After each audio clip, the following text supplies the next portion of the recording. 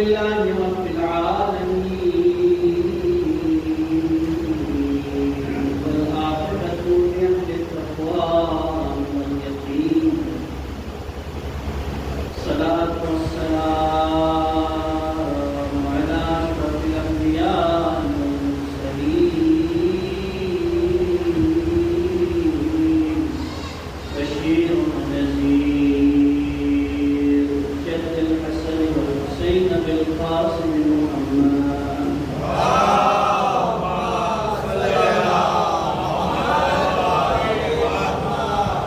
وعلى آل بيته الطيبين الطاهرين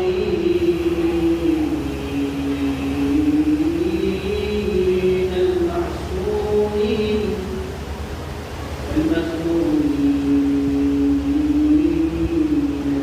المنتجبين المنتخبين ولعنة على أعدائهم وغاصب حقوقهم ومنكر فضائلهم ومسائلهم إلى يوم القيامة. أما بعد قال أمير المؤمنين علي بن أبي طالب اللهم اغفر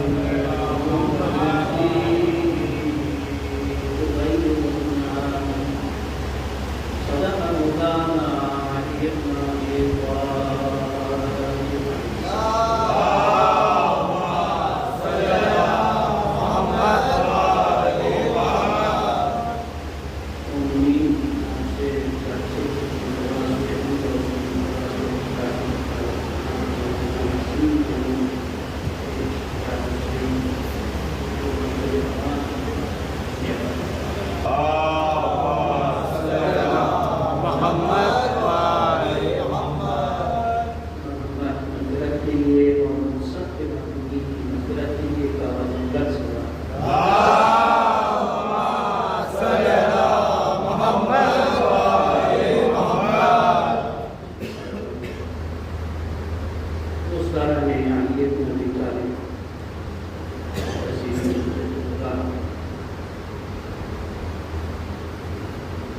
امیر المؤمنین کے اس عظیم کلام سے اس کا آغاز حاصل ہوا، جس میں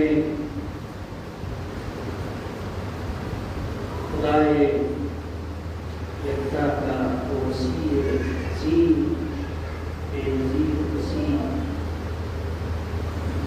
نیک و پربار کلام میں سے دعائے امید کرتے ہوئے اور آپ شرع قرآن اور مختلف مقامات کی تلاوت کرتے ہیں، اس میں سے ایک حصہ ابتدائی ایک جملہ تلاوت حاصل ہوا ہے۔ چونکہ محفظ کی سارے ثواب کی ہے، اس لیے عنوان کو ہونا بہت ضروری ہے۔ ایصال ثواب کا مطلب یہ ہے کہ ابھی جو کچھ ہم کر رہے ہیں اس کے نتیجے میں ہمیں ثواب ملے گا، اور اس ثواب کو ہم ہدیہ کر رہے ہیں ایک مرحومہ کے لیے، یا ہم سب کے مرحومین کو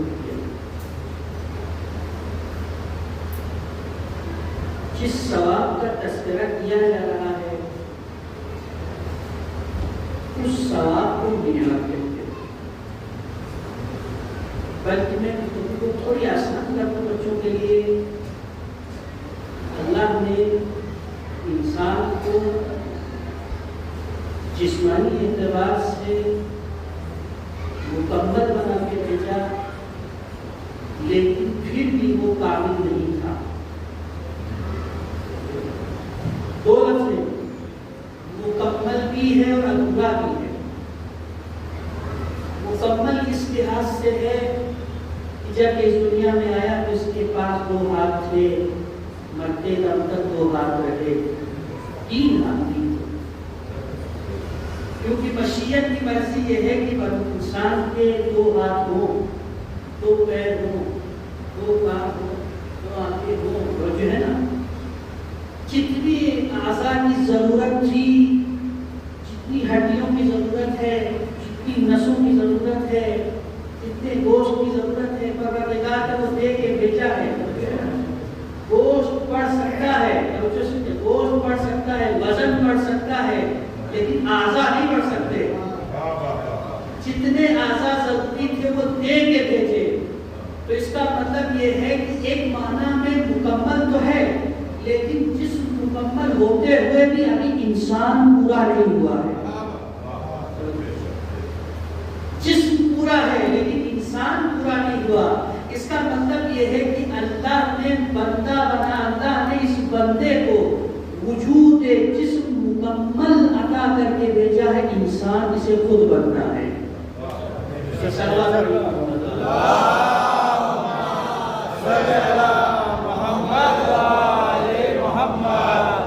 بس دو مرحلے ہیں، ایک مرحلے کو خلق کہتے ہیں، خلق اللہ کا کام ہوتا ہے، دوسرے مرحلے کو خلق کہتے ہیں، خلق کرنے کا کام ہوتا ہے۔ خلق یعنی جسم بنانا، جسم کے لیے جتنی ضروریات ہیں ان سب کو مہیا کرنا، یہ اس کی ذمہ داری ہے۔ یہ خلق خالق کا کام ہے، خلق اس کا کام نہیں ہے، خلق مخلوق کا کام ہے۔ اس نے جو کچھ دیا ہے اس کا ایسے استعمال کرنا کہ اس خوبصورتی میں چار چاند لگ جائے، ویسا بن جانا جیسے یہ چاہتا ہے، ویسا ہو جانا جیسا یہ چاہتا ہے، اس کو خلق کہتے ہیں۔ اسی لیے اللہ نے اپنے پیغمبر کو مخاطب ہو کر یہ نہیں کہا کہ اے پیغمبر آپ خلق عظیم ہیں، توجہ، آپ صرف خلق عظیم ہیں، یقیناً پیغمبر خلق عظیم تو ہے ہی، لیکن وہ اپنے بندے خاص کا جب تعارف کروا رہا ہے تو یہ کہہ رہا ہے کہ پیغمبر آپ خلق عظیم ہیں۔ صلوات پڑھیے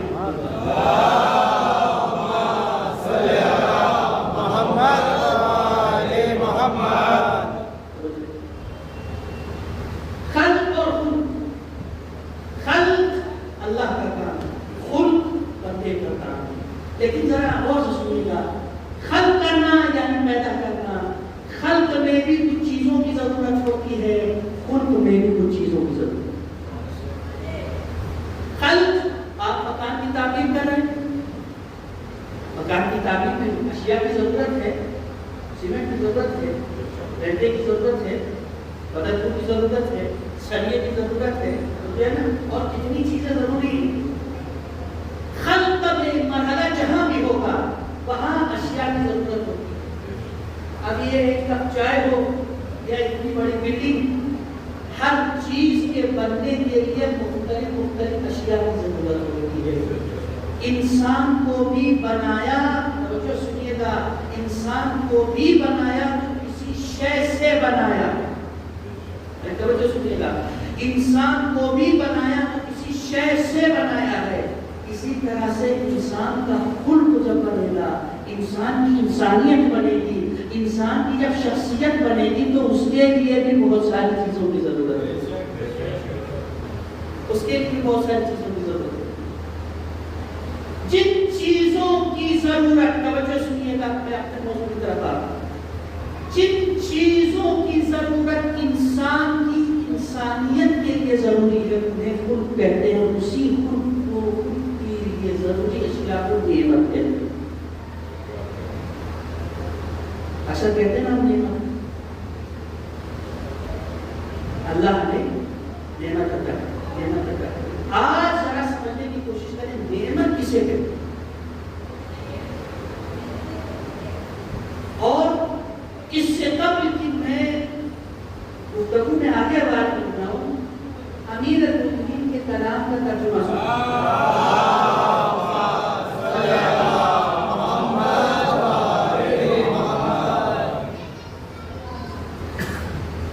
مولا کے فضائل میں سے ایک بہت عمیق ترین اور عظیم ترین فضیلت یہ ہے کہ علی وہ مشکل کشا ہے جو مشکل آنے سے پہلے مشکل کشائی ہے۔ اسی لیے دعائے کمیل میں مولا نے خوبصورت جملہ کہا، فرمایا اللہم اغفر لی الذنوب التي تغیر النعم، پروردگارا میرے گناہوں کو بخش دے جن کی وجہ سے ہماری نعمتیں بدل جاتی۔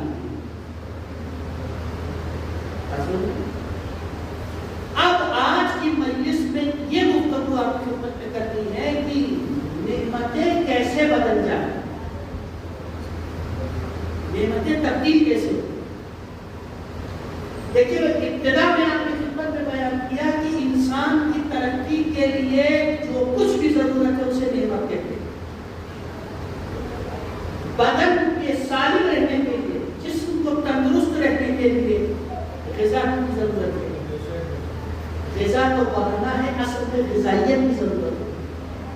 مجھے کھانا بہانا ہے، کھانے کے اندر جو نیوٹریشن ہے وہ ضروری ہے۔ اللہ نے یہ مختلف ذائقے اسی لیے رکھے تاکہ آپ کے جسم کی ضرورتیں پوری ہوتی رہیں۔ سوال پڑھی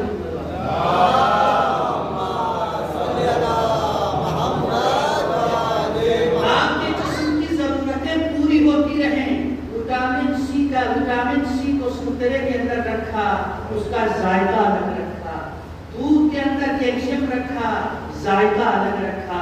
گوشت کے اندر پروٹین رکھا، ذائقہ الگ رکھا۔ توجہ ہے نا، وٹامن اے کو سبزیوں میں رکھا، وہ ذائقہ الگ رکھا۔ پروردگار یہ ذائقے کو الگ الگ کیوں رکھا؟ اس لیے کہ جسم کی ضرورت ہے، جسم کی ضرورت ہے۔ اگر میں الگ الگ ذائقے نہ رکھوں تو یہ ہر دن ایک ہی چیز کھائے گا، اور جو ہر دن ایک ہی چیز کھاتا رہے گا تو جسم کی ضرورتوں میں کمی آئے گی۔ جسم کی ضرورتوں میں کمی آئے گی تو اس کا بدن کمزور ہو جائے گا۔ اس لیے مادی نعمتوں کے اندر اللہ نے الگ الگ ذائقے رکھے، ان ذائقوں کے اندر توانائی رکھی۔ اسی طرح سے اللہ نے معنوی غذاؤں کے اندر بھی ذائقے رکھے، ان ذائقوں کے اندر طاقت رکھی، ان طاقتوں کے اندر انسان کی ترقی کا خزانہ رکھا۔ اسی وجہ سے اللہ نے نماز میں ذائقہ رکھا ہے، اللہ نے نماز میں ذائقہ رکھا ہے، اللہ نے روزے میں ذائقہ رکھا ہے، اللہ نے قرآن میں ذائقہ رکھا ہے، اللہ نے دعا میں ذائقہ رکھا ہے، اللہ نے حدیث قصہ کے اندر ذائقہ رکھا ہے، اللہ نے حج کے اندر ذائقہ رکھا ہے، اللہ نے زیارت کربلا کے اندر ذائقہ رکھا ہے۔ صلوات پڑھیے محمد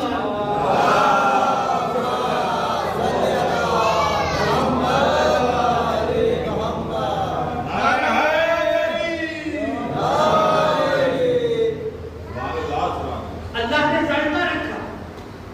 ان ذائقوں کو اس لیے رکھا تاکہ انسان کے وجود کے لیے جو ضرورت ہے وہ ملتی رہے۔ جو ضرورت ہے وہ ملتا رہے، جو ضرورت ہے وہ ملتا رہے۔ میں نے کہا ان سب کے اندر طاقت ہے، ان سب کے اندر طاقت ہے، ان سب کے اندر جس طرح سے تمہاری غذا اگر بیلنس نہیں ہو تو جسم بیمار ہوتا ہے، اسی طرح سے ثواب اور معنویت میں بیلنس نہیں ہو تو روح بیمار ہو جاتی ہے۔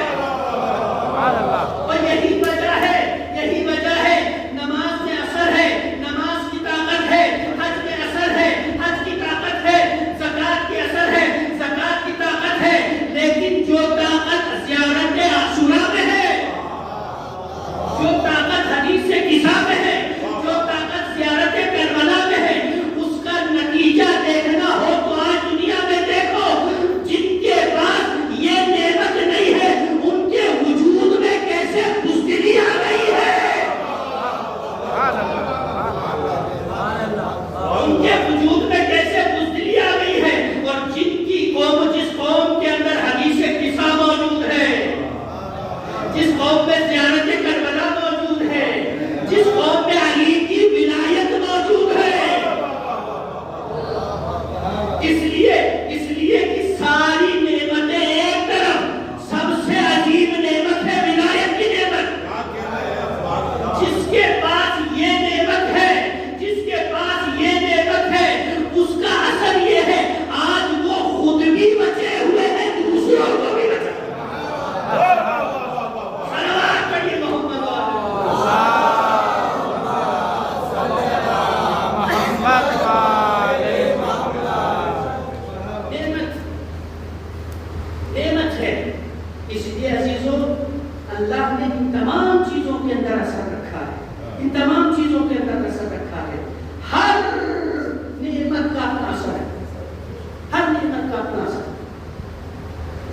یہ رضاکار گرمی تو نہیں، اللہ کا کرے لائٹ چلی جائے، سب سے پہلے تو مائک بند ہو جائے، پھر کوئی کسی اتنا بند ہو جائے، پھر اس کے بعد 5 منٹ تو برداشت کر لیں گے، سب سارے پنکھے بند ہو جائیں گے تو ایک ایک کر کے باہر جانے شروع پھر آپ کہیں گے بس جلدی سے مولانا ختم کریں بٹھائیں، ایک نعمت چلی گئی، ایک نعمت چلی گئی، اثر کیا کیا ہوگا؟ اب اسی کمرے کے اندر نعمتوں میں اضافہ کرتے جائیں گے، روشنی ہے، پنکھا چل رہا ہے، گرمی بڑھ جائے، ایک کولر لگا ہے 3 کولر لگ جائے، اب جو دن بھر کا تھکا ہوا انسان ہے وازا کھانے میں آ کے کہتا ہے آج یہاں جا کے تھوڑا سکون اچھا لگا، نعمت میں اور اضافہ کریے، کولر ہٹا دیجئے، پنکھے ہٹا دیجئے، سندر نگری والوں نے عزا خانے کے اندر 5 اے سی لگائے،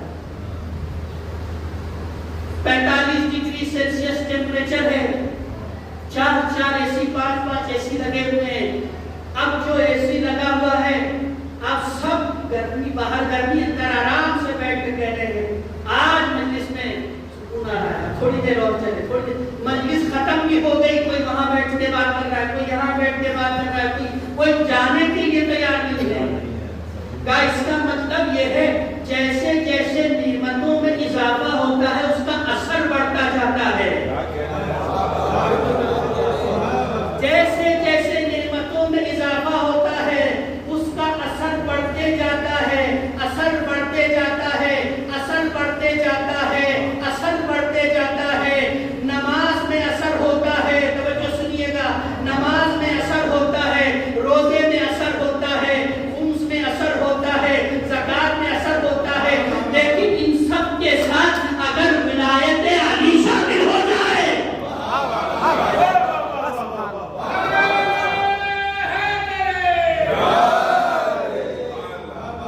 ان سب کے ساتھ ولایت علی شامل ہو جائے، اب وہ نماز معمولی نماز نہیں رہتی، اب وہ نماز معمولی نماز نہیں رہتی، اب وہ روزہ معمولی روزہ نہیں رہتا، کیا ہوتا ہے؟ اب چونکہ ایصال ثواب کی وجہ سے اس کے ضرورت روایات میں ہے کہ جس دن میت کو دفن کیا جاتا ہے قبر میں، اسی رات کو بہت ساری چیزیں ہوتی ہیں، ایک جو مشہور آپ نے سنا سوال جواب، سوال جواب سے پہلے کا ایک منظر بیان کر رہا ہوں، سوال جواب سے پہلے جب قبر کو بند کر دیا جاتا ہے اور آخری تلقین ہوتی ہے، آخری تلقین اسے سمجھا کے جب سب چلے جاتے ہیں تو میت گھبرانے لگتی ہے،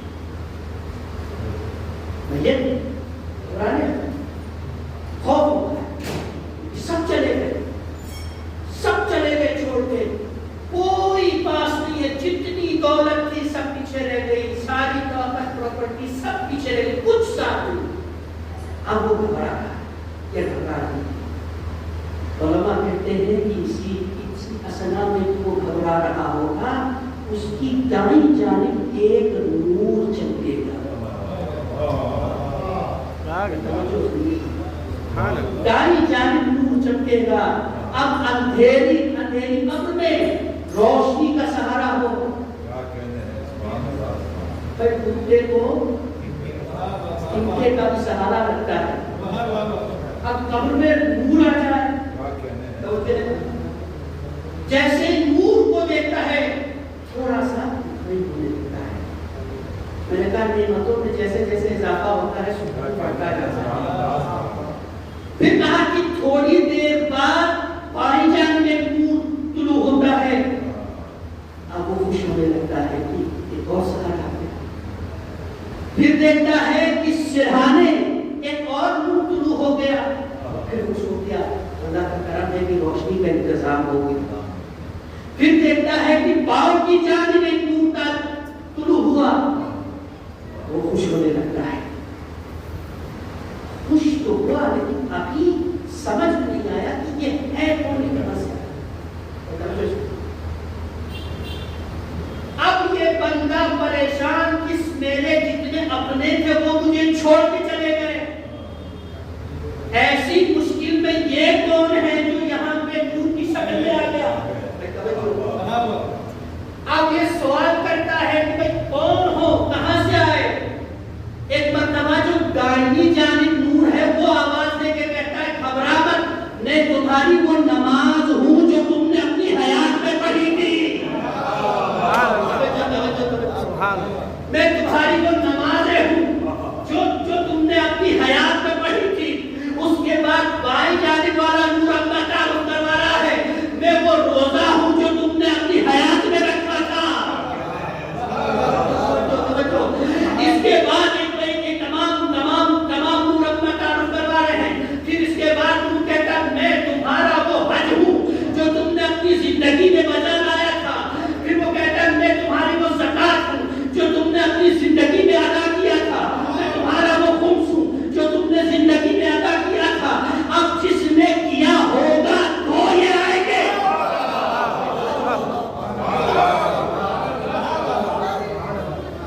جس کے بعد جس نے کیا، جس کے کھاتے میں نماز ہوگی تو نور آئے گا، روزہ ہوگا تو نور آئے گا، حج ہو تو نور آئے، عمرہ ہو تو نور آئے، زیارت ہو تو نور آئے، خمس ہو تو نور آئے۔ لیکن ابھی گفتگو چل رہی ہوگی، بہت توجہ، ابھی گفتگو چل رہی ہوگی، VIP لوگوں کا اہتمام الگ ہوگا۔ اسی اثنا میں دل کے قریب اوپر ایک بہت بڑا نور طلوع ہوگا۔ توجہ، اس نور کے طلوع ہوتے ہی یہ بغل کے نور کہیں گے اتنا بڑا نور، یہ کون سا نور آ گیا؟ یہ کوئی معمولی عبادت نہیں لگ رہی۔ اب وہ نور تعارف کرواتے ہوئے کہہ رہا ہے مجھے نہیں پہچانا، میں تمہارے سینے میں پائی جانے والی علی کی محبت ہوں۔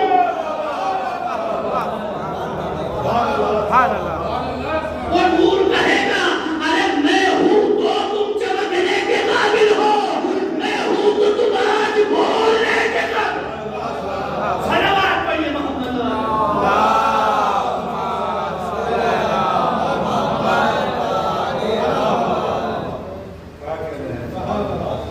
یہ ولایت کی طاقت ہے، یہ ولایت کی نعمت ہے۔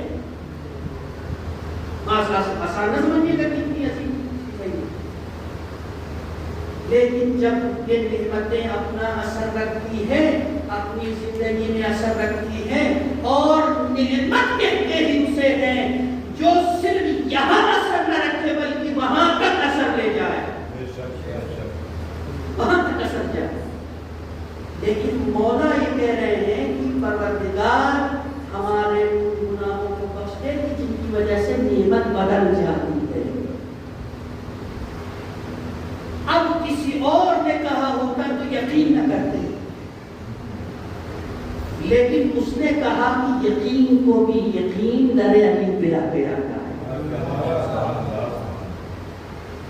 اس نے کہا، اس کی پہلی دلیل یہ ہے کہ نماز کا اثر کے جب سب سنت الصلاۃ تنہا عن الفحشاء والمنکر، کہ نماز جہاں ہوگی وہ منکر و فحشاء کی۔ کتب علیکم الصیام کما کتب علی الذین من قبلکم لعلکم تتقون، روزہ جہاں ہوگا وہاں تقویٰ، جہاں ساری نعمتیں ہوں گی ان کا اثر ہوگا۔ نماز جہاں ہوگی وہاں فحشاء و منکرات نہیں ہوں گے، جہاں روزہ ہوگا وہاں تقویٰ ہوگا، جہاں حج ہوگا وہاں سیرت ابراہیم ہوگی، جہاں زیارت سید الشہداء ہوگی وہاں زندگی میں برکت ہوگی، جہاں خمس ہوگا وہاں مال میں برکت ہوگی، جہاں ولایت ہوگی وہاں منافقت نہیں ہوگی۔ جہاں یہ نعمتیں ہو لیکن اثر نہ پایا جا رہا ہو، جہاں یہ نعمتیں ہو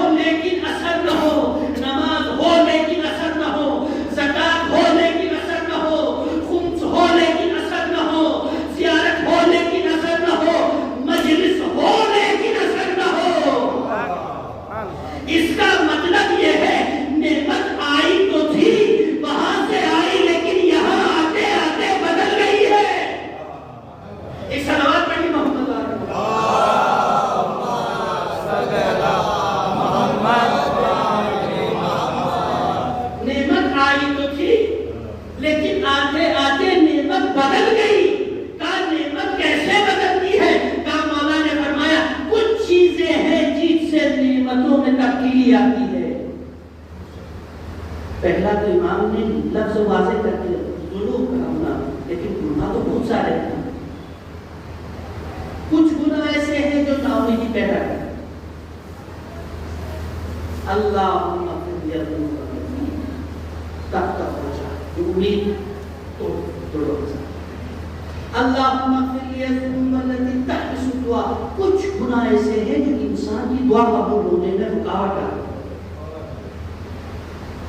اللہم اغفر لی ذنوب التي تنزل النقم. مولا فرماتے ہیں کچھ گناہ ایسے ہیں جو نعمتوں کی برسات کرتے ہیں. ایک ہوتا ہے نعمت کا وہاں سے آ جانا، ایک ہوتا ہے نعمت کا وہاں سے آنا اور یہاں نیچے آ کر پلٹ کر نعمت ہو جانا. نعمت اس کو کہتے ہیں جو انسان کے لیے فائدہ مند ہے. نعمت وہ ہے جو انسان کے لیے نقصان دہ ہے، جو انسان کے لیے نقصان دہ. مولا کون کون سی چیزیں ہیں جن سے نعمت بدل جاتی ہے؟ بس یہ سنیجیے آپ سے. پہلی چیز جس سے نعمت تبدیل ہوتی ہے، اپنا اثر نہیں دکھاتی، کا سب سے پہلی چیز جب نعمت کی قدر نہ کی جائے. نعمت کی قدر نہ کی جائے. اللہ کی جانب سے جب بھی بندے کو کوئی بھی نعمت ملے، جب کبھی بھی اس کی قدر نہ کی جائے تو اس کی وہ نعمت نعمت میں بدل جائے. وہ نعمت نعمت میں بدل جائے. ولایت عظیم نعمت، قرآن عظیم نعمت، رسالت عظیم نعمت ہے. اسی نعمت کو جب قدر نہ کی گئی، اس نعمت کی جب قدر نہ کی گئی، جس مدینہ کے اندر زہرا جیسی نعمت کی قدر نہ کی گئی، زہرا جیسی عظیم نعمت کی قدر نہیں کی گئی، اسی مدینے کے اندر چند سال بعد نہ ان کے گھر سلامت رہے نہ ان کی ناموس سلامت. جس کوفے نے حسین جیسی عظیم نعمت کی قدر نہ کی، اس کوفے کے بھی نہ گھر سلامت رہے، نہ مال سلامت رہے، نہ اولاد سلامت. جب کبھی بھی اللہ نعمت عطا کرے تو نعمت کی قدر نہ کی جائے تو نعمت میں بدل جائے. پہلی چیز. دوسری چیز، جب اللہ نعمت عطا کرے اور اس کا مس یوز کیا جائے. ویسے بہت جب اللہ نعمت عطا کرے اس کا، اللہ نے بہت خوبصورت گلا دیا ہے،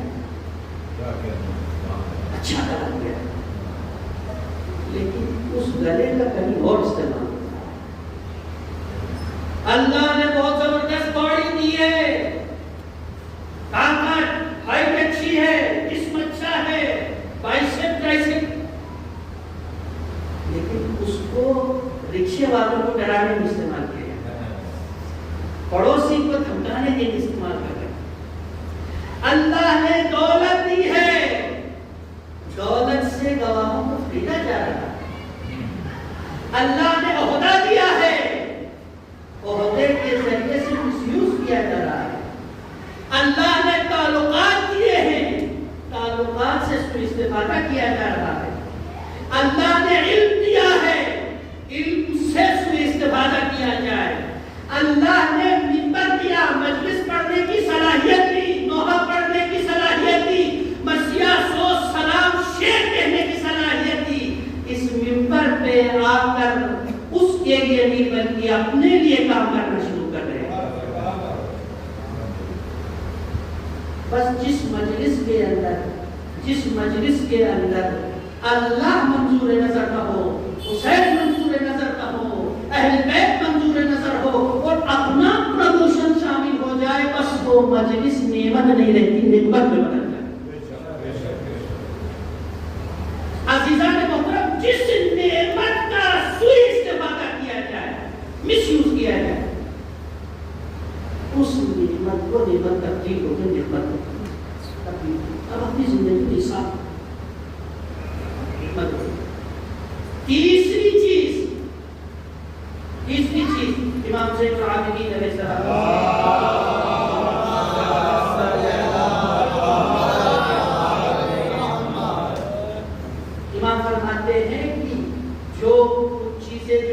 انسان کی نعمتوں کو بدل دیتی ہیں، ان میں سے ایک چیز واجبات کا ترک، واجبات کا ترک، نماز سستی ہوتی ہے، روزہ رکھنے کا ڈیلی کرتا ہے، پیسے بہت ہیں، پیسے بہت ہیں، وہاں گھومنے کا وقت ہے، فلاں جگہ گھومنے کا وقت ہے، ہر جگہ گھومنے کا، لیکن حج پہ نہیں، حج واجب ہو گیا، گردن پہ ہے، اتنا مال ہے، یورپ جا رہے ہیں، امریکہ جا رہے ہیں، لندن جا رہے ہیں گھومنے، حج کا حج ابھی نہیں، جب پورے ہو جائیں گے، جب آخر میں جائیں گے پھر توبہ کریں گے، اس کے بعد آرام سے کچھ نہیں کریں گے۔ آپ کو اتنا یقین ہے کہ آپ کو فرصت ملے گی؟ آپ اتنا یقین ہے آپ کو فرصت ملے گی کہ آپ 10-15 سال انجوائے کر لیں گے، اور جب انجوائے کے لائق نہیں رہیں گے تب حج کر لیں گے؟ تو وہ حج ہی کیا جب آپ کسی لائق نہ ہو تب کیا جائے، وہ توبہ ہی کیا جب آپ کسی لائق نہ ہو تب کی جائے۔ توبہ اسے کہتے ہیں جب آپ کے اندر قدرت ہو، طاقت ہو اور انسان رک جائے۔ صلوات پڑھیے محمد علیہ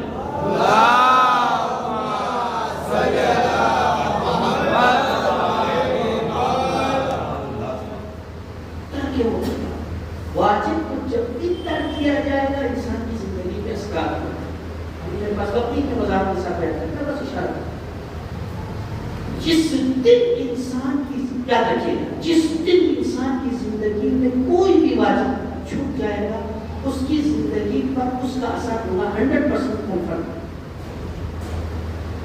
جس طرح سے انسان کھانا کھاتا ہے، ایک وقت کا کھانا چھوٹ جائے گا، انسان کی جسم میں کمزوری آتی ہے،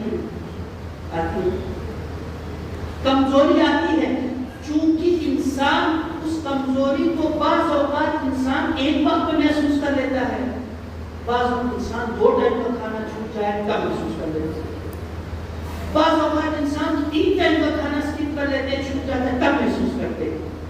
کمزوری آتی ہے، احساس دیر سے ہوتا ہے۔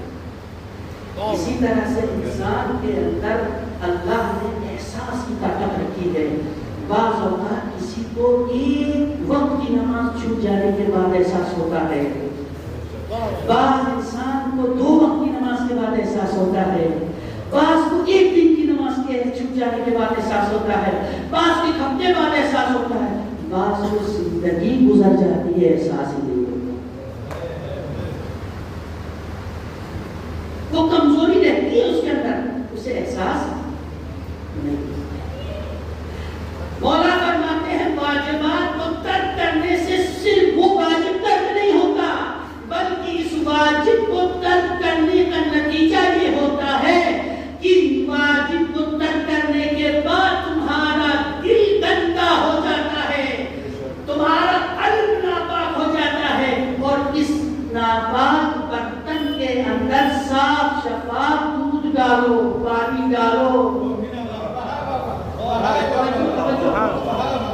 خامی اس نے نہیں تھی، اس نے تو نعمت بھیجی تھی، لیکن تم نے اپنے دل کو گندا کر لیا، اس کا نتیجہ یہ ہوا وہ اوپر سے نعمت ڈالتا گیا، تمہارا دل اسے نعمت بنانا چلا گیا۔ صلوات پڑھیے محمد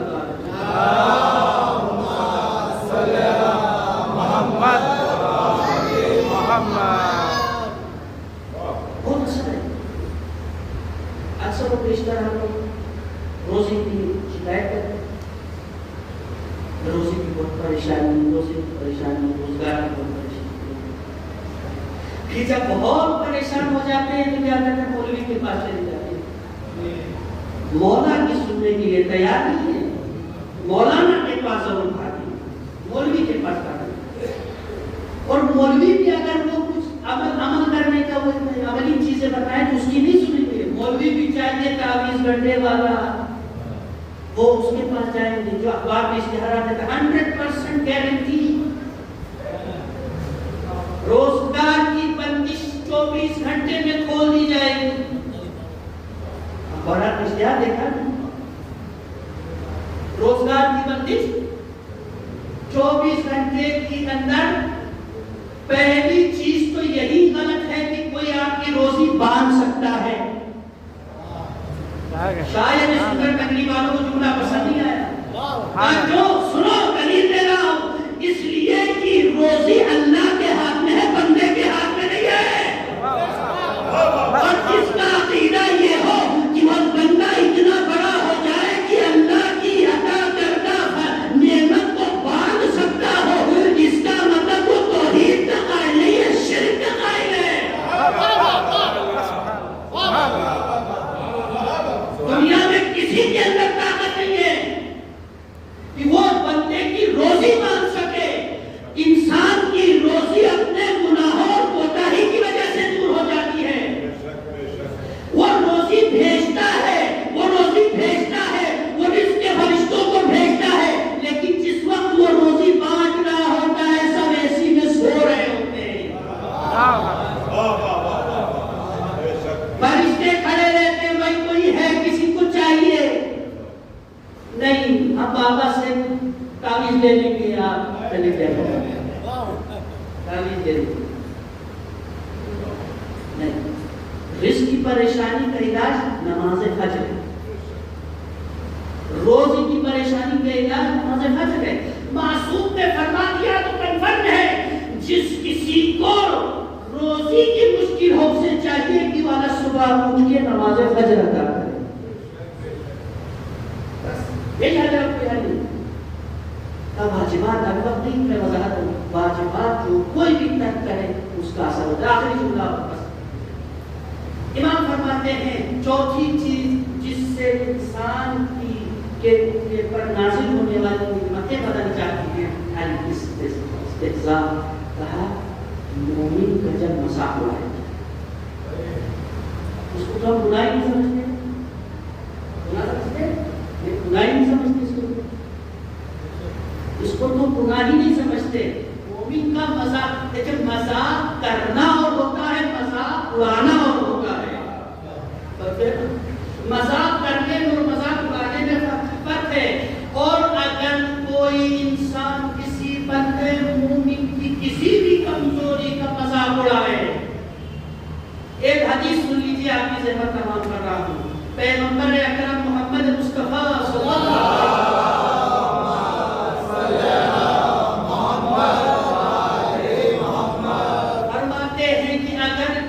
بندے مومن کا مذاق اڑائے،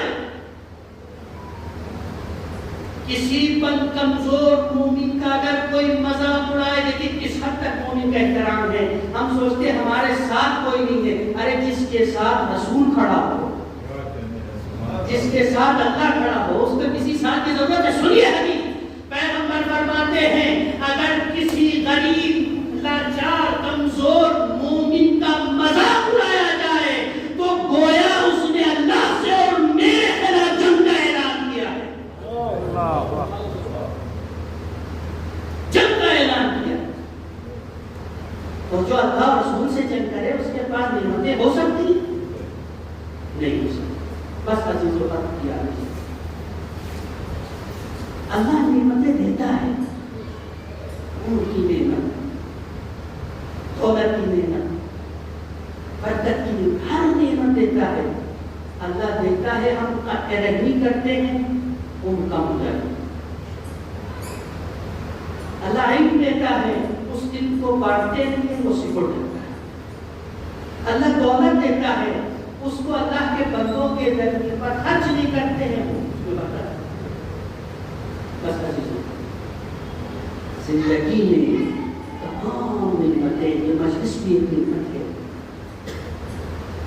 اس نعمت کو محفوظ کیا جائے تو کیسے کیا جائے؟ بس آپ جو کہا نعمت محفوظ کرنے اور اس کے اضافے کا یہ نعمت ہے. اور کہا لئن شکرتم لأزیدنکم. جب کبھی بھی تمہیں کوئی نعمت ملے، کوئی بھی نعمت ملے، کوئی بھی نعمت ملے، اس وقت نعمت مل جائے تو اچھلنا مت، پہلے زیادہ بھدکنا مت، کولڈ ڈرنک لے کے پارٹی کرنے مت پہنچ جانا. جب کبھی بھی نعمت ملے، جب کبھی بھی نعمت ملے، سیلیبریشن سے تمہاری نعمت محفوظ نہیں ہوگی، بلکہ مولا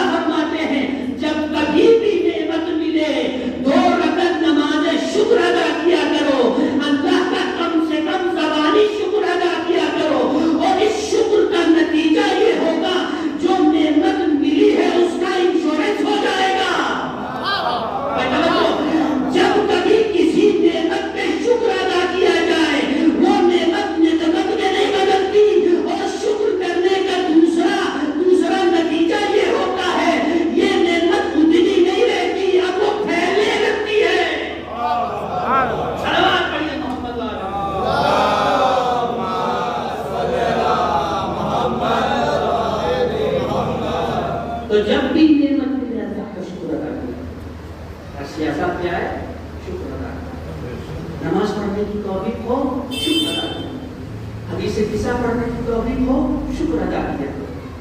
جب کبھی دروازے سے جا رہے ہو کوئی ٹھوکر لگی زبان سے یا آگے نکل جائے شکر ادا کیا کرو. اس لیے کہ مراجع اعظام فرماتے ہیں کہ جب بھی تمہاری زبان سے بے ساختہ یا علی یا حسین یا فاطمہ مولا کا نام نکلے یا اللہ نکلے اس کا مطلب یہ ہے کہ خدا کو تمہارا کوئی عمل پسند آ گیا یا تمہارے حق میں تمہارے کسی بزرگ ماں باپ کسی عزیز کی دعا قبول ہو گئی. اس لیے اللہ نے تمہیں یہ نعمت عطا کی. بس جیسے ہی نعمت عطا کرے شکر ادا کیا کرو. بس عزیز لوگ یہ مجلسیں شکرانے کی ہم اپنے مرحومین کی جانب کے بعد ان مجلسوں کے ذریعے سے خدا کا شکر ادا کرتے ہیں. پروردگار اپنے لائق کے راستے پہ رکھا اور اسی پر رکھنے اور جو مرحوم گئے ہیں خدا یا ولایت کے سائے میں رہے اور ولایت کے سائے میں چلے اس کا شکر. اور پروردگار عظیم ترین عبادتوں میں ایک عبادت ہزار سے شکرانے سے اہل بیت کی مصیبت اہل بیت کی مصیبت کو ایریا کرنا عظیم عبادتوں میں. ذاکر احمد نے جناب سیدہ کا مرثیہ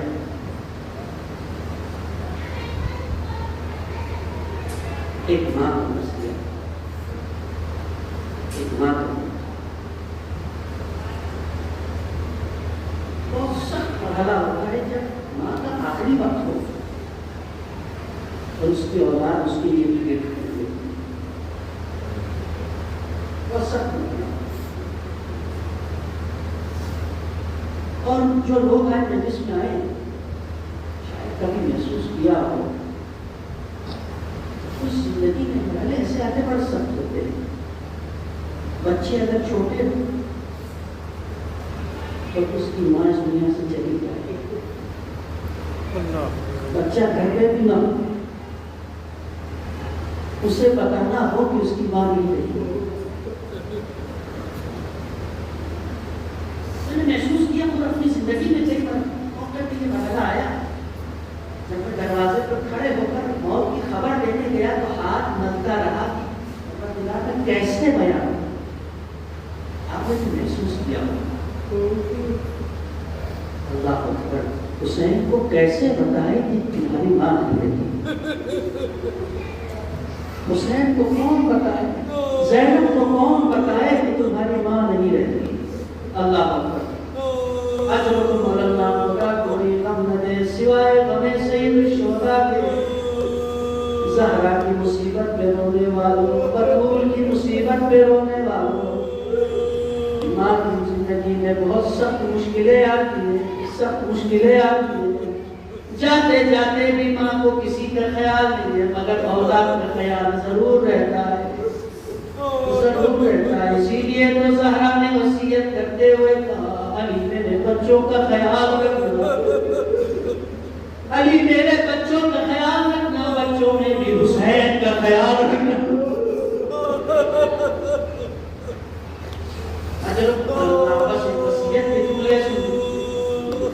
ہاں ایک مرتبہ زہرا نے زینب کو قریب بلایا. زینب سے کہا میری نور نظر میری کچھ وصیتیں ہیں امانتیں میری بیٹی میں تمہارے حوالے کرتی. کیا وصیتیں کیا امانت ہے بات ماں بتاؤ. ایک مرتبہ زہرا ایک صندوق لے کر آئی. صندوق کو کھولا صندوق سے کفن نکالا.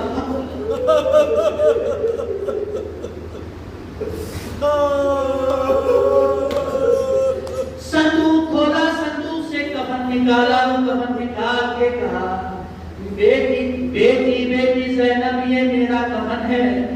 تھوڑی دیر بعد جب تمہارے بابا علی آئے یہ ان کو دے دینا یہ میرا کفن ہے. زینب نے کفن کو دیکھا زمین پہ رکھا. ایک مرتبہ صندوق سے دوسرا کفن نکلا. ایک مرتبہ کہا بیٹی زینب ایک دن تمہارا بھائی حسن آئے گا یہ تمہارے بابا کا کفن ہے اپنے بھائی حسن کو دینا. زینب روتی ہے، کفن کو آنکھوں سے لگاتی ہے، زمین پہ رکھتی ہے. پھر زینب سہرا نے تیسرا کفن نکالا. کفن نکالتے ہوئے کہتی ہے بیٹی بیٹی بیٹی زینب، ایک دن تمہارا بھائی حسین آئے گا، ایک دن تمہارا بھائی حسین آئے گا، یہ حسن کا کفن ہے، یہ حسن کو دے گا. حسن کا نام سنا، عشق کا جاری ہوئے، روتے ہوئے ایک مرتبہ آنکھوں سے لگایا، کفن زمین پہ رکھا. زہرا نے پھر ایک کفن نکالا اور پھر سے کہا بیٹی بیٹی زینب، یہ کفن حسن کا ہے. ایک مرتبہ حسین نے جیسے زینب نے جیسے ہی سنا یہ حسن کا کفن ہے، ایک مرتبہ رو کے کہتی ہے اماں شاید آپ بھول گئی ہیں، حسن کا کفن آیا ہے، حسن کا کفن آ چکا ہے. یہ دو مرتبہ کفن کیوں؟ کہا بیٹی یہ میرا لال ہے، اس کے کفن پر ایک مرتبہ تیر برسائے جائے.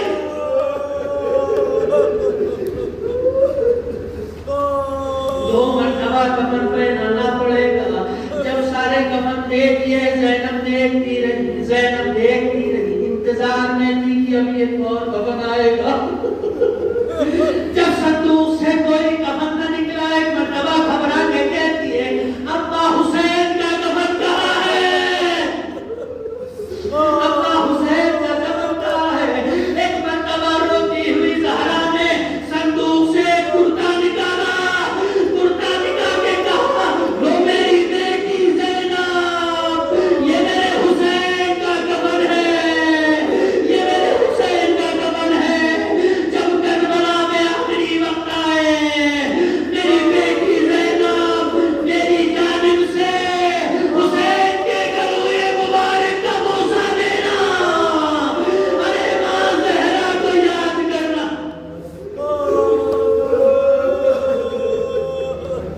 اللہ رحمت اللہ علیہ سيعلم الذين ظلموا من المنتقمين.